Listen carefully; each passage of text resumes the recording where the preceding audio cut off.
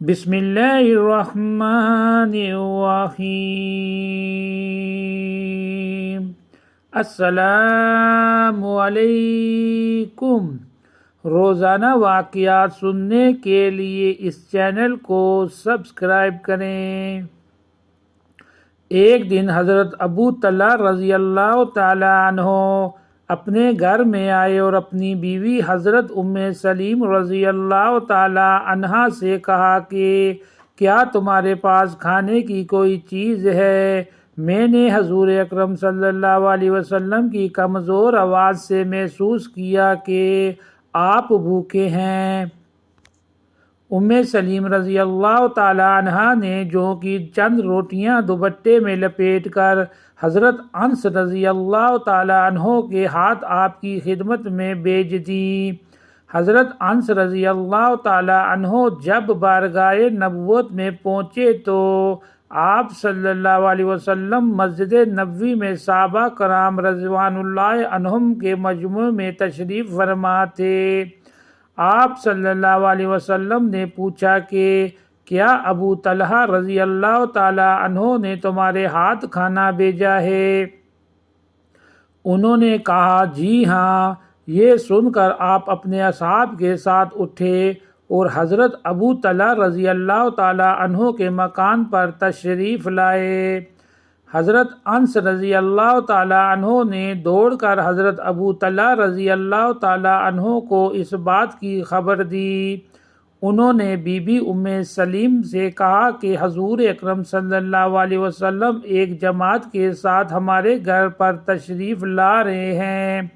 حضرت ابو طلحہ رضی اللہ تعالی عنہ نے مکان سے نکل کر نہایت ہی گرم جوشی کے ساتھ آپ کا استقبال کیا۔ آپ نے تشریف لا کر حضرت بی بی ام سلیم رضی اللہ تعالی عنہا سے فرمایا کہ جو کچھ تمہارے پاس ہو لاؤ۔ انہوں نے وہی چند روٹیاں پیش کر دیں جن کو حضرت انس رضی اللہ تعالی عنہ کے ہاتھ بارگاہ رسالت میں بھیجا تھا۔ آپ صلی اللہ علیہ وسلم کے حکم سے ان روٹیوں کا چورا بنایا گیا اور حضرت بی بی ام سلیم رضی اللہ تعالی عنہا نے اس چورے پر بطور سالن کے گھی ڈال دیا۔ ان چند روٹیوں میں آپ کے معجزانہ تصرفات سے اس قدر برکت ہوئی کہ آپ 10 آدمیوں کو مکان کے اندر بلا بلا کر کھلاتے رہے اور وہ لوگ خوب شکم سیر ہو کر کھاتے اور جاتے رہے، یہاں تک کہ 70 یا 80 آدمیوں نے خوب شکم سیر ہو کر کھا لیا۔ مزید ایسی ویڈیو کو سننے کے لیے اس چینل کو ضرور سبسکرائب کریں۔ حضور سا کوئی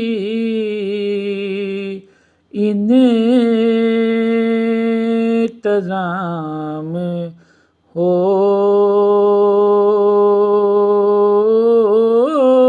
جائے، حضور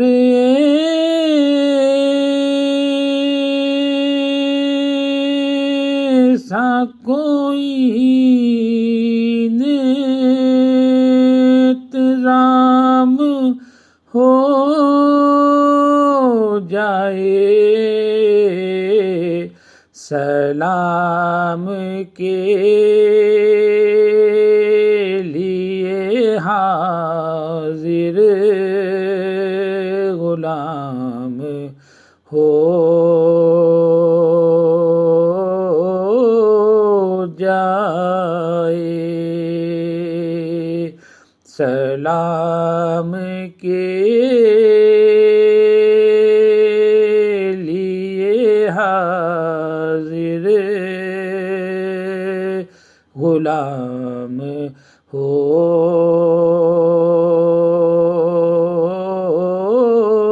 جائے۔ میں صرف چوم لوں ایک بار صبح با کو میں صرف چوم لوں ایک بار صبح طیبہ کو بلا سے پھر میری دنیا میں شام ہو